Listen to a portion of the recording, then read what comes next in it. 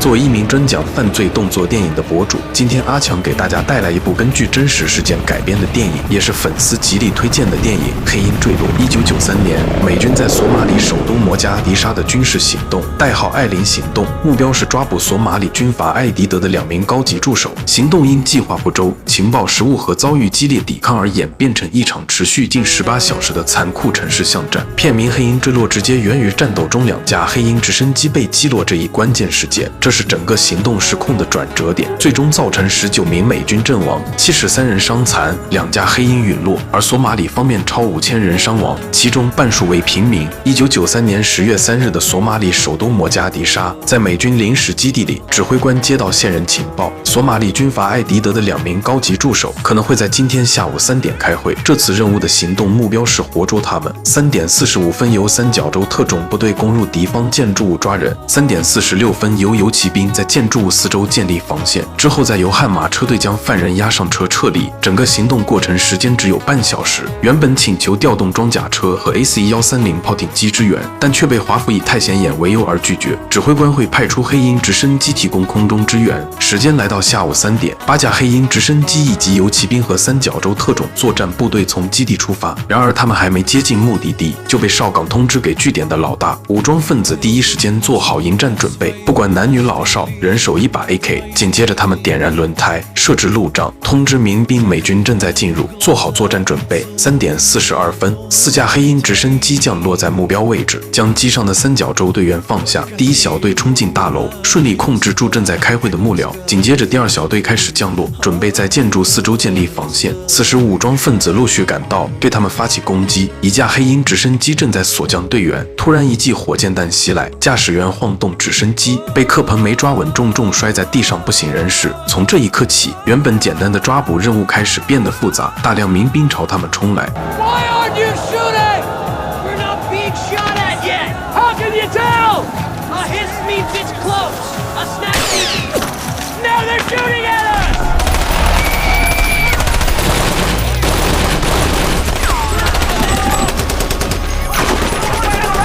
队长小艾请求支援将伤员接走，可由于附近环境太吵，始终无法沟通顺畅，于是4人合力把被客棚抬走，赶往就近的悍马车，跟随嫌疑人一同返回基地。就在这时，一记火箭弹袭来，好在没有造成人员伤亡。这群武装分子占着有利地形，将这群三角洲特种部队压制。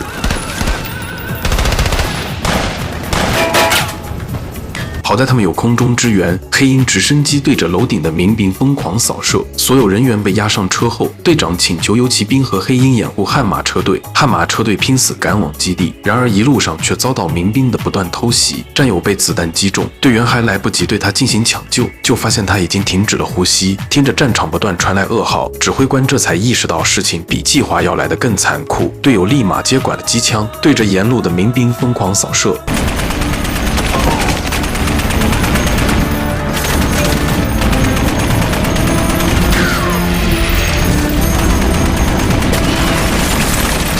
就在这时，民兵头目发现一架黑鹰正在上方盘旋，等士兵发现时已经晚了，一记火箭弹击中黑鹰尾翼，直升机立马失去控制，在空中不断旋转，最终坠落在地面。指挥官立马做出指令，集结附近的武装力量，赶往现场营救被困的战友。接到指令的小艾立马组织队友，带上队医和几名队员前往营救，留下2名机枪手掩护他们。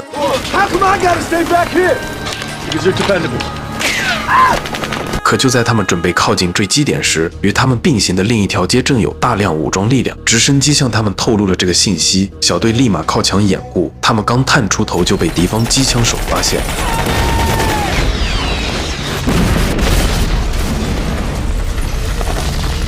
好在并没有造成伤害，小队迅速丢出手雷反击，由于丢的距离太近，并没有造成伤害。这时黑鹰协助他们将机枪手击毙，没了威胁。小队继续前进，与此同时，游骑兵也带着人马赶往坠机点。接着又是一记火箭弹，庆幸打在钢板上，并未造成伤亡。另一边，载满人犯的车队已经撤离，三角洲特种部队和游骑兵被民兵困住。坠机点此时已经被民兵围攻，只有1名受伤的士兵在奋力反抗，但对方人数众多，子弹不知道会从哪个方向飞出，稍不注意就会被击中。此时小艾带着队伍赶来，眼看就要抵达，却又遭遇武装车的拦截，平民百姓混入武装分子人群中，他们分不清对方是敌是友。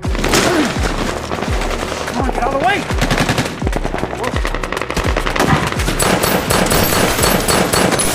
然而刚解决完一波，又有一波民兵赶来，看着密密麻麻的人群，小队只好撤退。一名队员躲进居民楼，他示意对方不要出声，接着从另一扇门出去，脚下一滑发出动静，小孩转身就是扫射，却意外打死了父亲。士兵举起枪迟迟下不了手，很快游骑兵赶到坠机点，在队友的掩护下，他们将那名伤员送上直升机。另一边，悍马准备前往坠机点营救伤员，可侦察机在给他们指路时给了错误的情报，导致悍马车队在居民巷里不断遭遇袭击。此时一记火箭弹袭来，直接把士兵从车上炸下来，只剩下上半身，四面八方都是敌人，顾住前方又顾不住后方。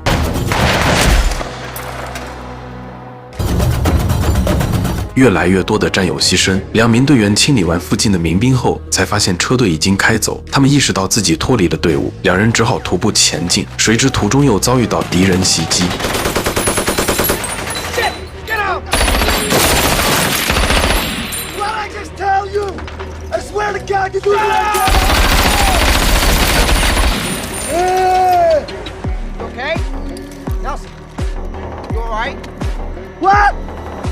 接着第二架黑鹰准备锁降，可四周都是武装分子，驾驶员被子弹击中，直升机右翼已经开始冒烟，无奈只能返航。就在他们准备放下最后一名队员时，一名民兵扛着火箭弹瞄准了直升机，好在驾驶员发现及时，将对方击毙。然而就在黑鹰以为能顺利撤退，却不成想尾翼被火箭弹击中，最终黑鹰失去控制坠机。指挥官再次下令，不惜一切代价救出伤员。听到这个消息时，小艾一脸不可置信，同样的错误竟然犯2次，无奈他们只好执行命令。于是游骑兵和三角洲特种部队兵分两路，分别赶往第一坠机点和第二坠机点。然而敌方狙击手让他们无法继续前行，于是队长让队友掩护自己，他往狙击手的窗口扔了一颗手雷。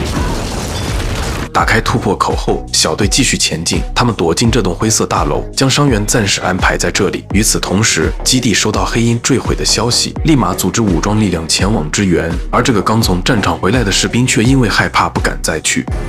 Can't go back up there, Thomas. Everyone feels the same way you do. All right? It's what you do right now that makes a difference. It's your fault. 看着战友一个个奋不顾身，汤马斯深深吸了一口药气，毅然决然地选择去营救同胞。此时侦察机传来画面，第二坠机点正有上百名民兵围攻，黑鹰上的士兵自愿提出去营救他们。然而有了前2次的失误决策，指挥官把决定权交给了黑鹰队长。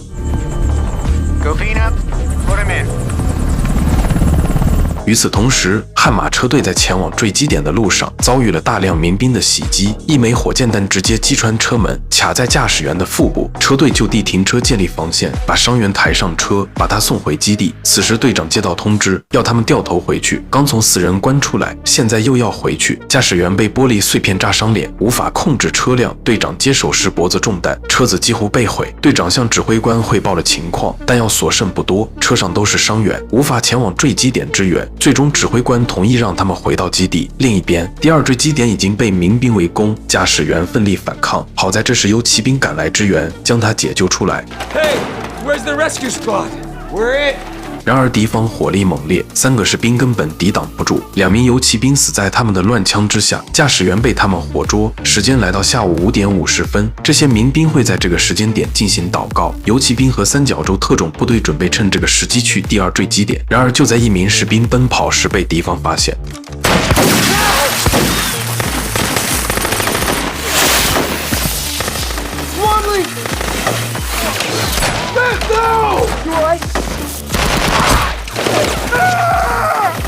2名队员受伤，他们再次被困住。眼下基地已经没有兵力可用，指挥官放下面子，联系了巴基斯坦的维和部队，要求他们派出第10山地师前往敌区营救他们的人。时间来到晚上10点，美军所在的大楼遭到敌方火箭弹的袭击。此时胡特正带着队友偷偷绕到敌人后方，秘密处决了火箭弹手，接着将炮口对准敌方机枪手。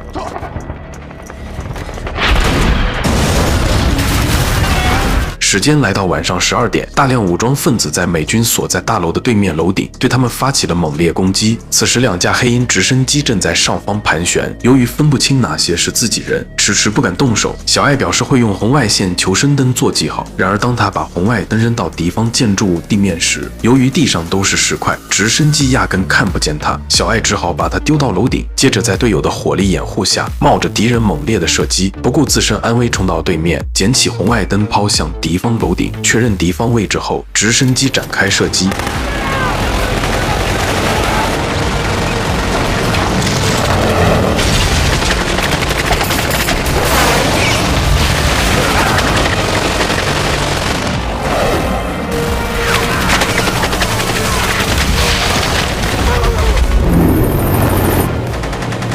一轮攻击结束后，紧接着又是一轮。